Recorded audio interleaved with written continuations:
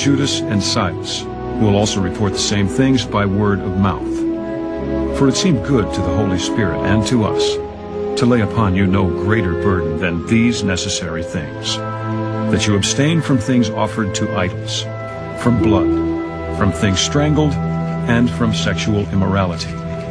If you keep yourselves from these, you will do well. Farewell. So when they were sent off, they came to Antioch. And when they had gathered the multitude together, they delivered the letter. When they had read it, they rejoiced over its encouragement. Now Judas and Silas, themselves being prophets also, exhorted and strengthened the brethren with many words. And after they had stayed there for a time, they were sent back with greetings from the brethren to the apostles. However, it seemed good to Silas to remain there. Paul and Barnabas also remained in Antioch, teaching and preaching the word of the Lord, with many others also. Then after some days, Paul said to Barnabas, "Let us now go back and visit our brethren in every city where we have preached the word of the Lord, and see how they are doing." Now Barnabas was determined to take with them John, called Mark. But Paul insisted that they should not take with them the one who had departed from them in Pamphylia, and had not gone with them to the work. Then the contention became so sharp that they parted from one another. And so Barnabas took Mark and sailed to Cyprus. But Paul chose Silas and departed, being commended by the brethren to the grace of God.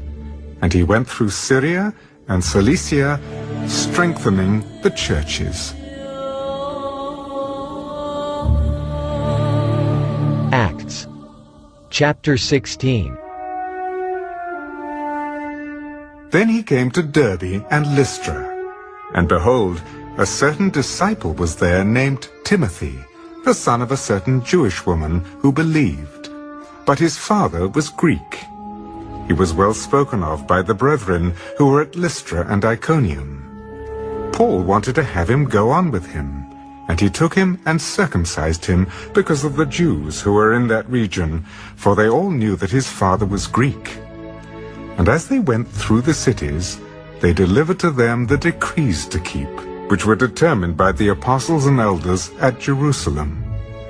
So the churches were strengthened in the faith, and increased in number daily. Now when they had gone through Phrygia and the region of Galatia, they were forbidden by the Holy Spirit to preach the word in Asia. After they had come to Mysia, they tried to go into Bithynia, but the Spirit did not permit them.